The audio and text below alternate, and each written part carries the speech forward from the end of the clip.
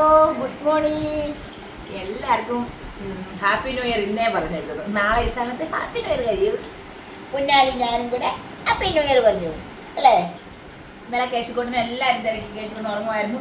വേണ്ടി നമ്മുടെ കേശുക്കുട്ടൻ രാവിലെ വന്നതേ എല്ലാവർക്കും ഹായ് ഹായ് പറഞ്ഞേ. കുഞ്ഞാട് പുണ്ണാട് പാവയും വെച്ചോണ്ട് കൂട്ടുകാർ പറഞ്ഞു ഹായ് വെച്ചു. ആ ഹായ് കണ്ടോ. എന്തൊക്കെ ഉണ്ടോ എല്ലാവർക്കും വിശേഷം.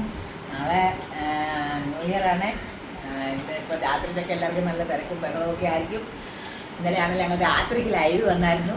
കുറച്ചു നേരം വന്നുള്ളൂ. ഫോണിൻ്റെ ചാർജ് തീർന്നു പോയി. ഇന്ന് ഞങ്ങൾ നോക്കട്ടെ വരാൻ പറ്റുമെങ്കിൽ ഇന്ന് ഞങ്ങൾ വന്നിരിക്കും കുറച്ച് നേരത്തേനും കൂടെ. പിന്നെ എല്ലാവരും സുഖമായിട്ടിരിക്കുന്നു. എല്ലാവർക്കും എന്തൊക്കെയുണ്ട് വിശേഷങ്ങൾ.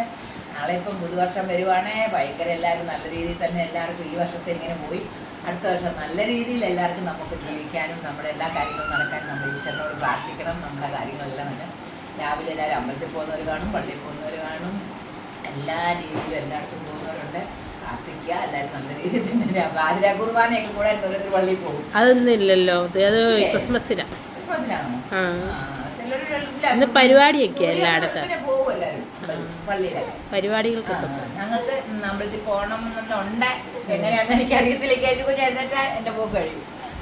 കുഴപ്പമൊന്നുമില്ല. എല്ലാ രീതിയിൽ നല്ല രീതിയിൽ തന്നെ ദൈവം അനുഗ്രഹിച്ച് പോകുന്നു. നമുക്ക് രാവിലെ നമ്മൾ കഴിക്കാൻ ഉണ്ടാക്കി. ഞാൻ പറഞ്ഞില്ല നിങ്ങളത്തെ അരി ഉഴുന്ന് അരച്ച കാര്യം പറഞ്ഞില്ലേ. നല്ല ദോശ കണ്ടു. ദൈവം നോക്കിയ ദൈവം ദോശ നല്ല പഞ്ഞി പോലെ, നല്ല പഞ്ഞി പോലത്തെ ദോശ. രാവിലെ സാമ്പാർ വെച്ചില്ല. എന്താന്ന് വെച്ചാൽ എല്ലാ കറി ഇരിക്കുക. ഇന്നലത്തെ ഫ്രിഡ്ജിനകത്തിരിക്കും. ഞാൻ കറി പോലും ഒന്നും അത് വെച്ചിട്ടില്ല. എല്ലാം അവിടെ ഇരിപ്പുണ്ട്. അവിടെ രാവിലെ നമുക്ക് ഇന്ന് ദോശ കഴിക്കാം. വേണ്ടേ കേറ്റുകുഞ്ഞും ഞാനും കൂടെ എല്ലാവരും ദോശ കഴിക്കാം. എല്ലാവരും ഒഴിവായോ ദോശ കഴിക്കാം.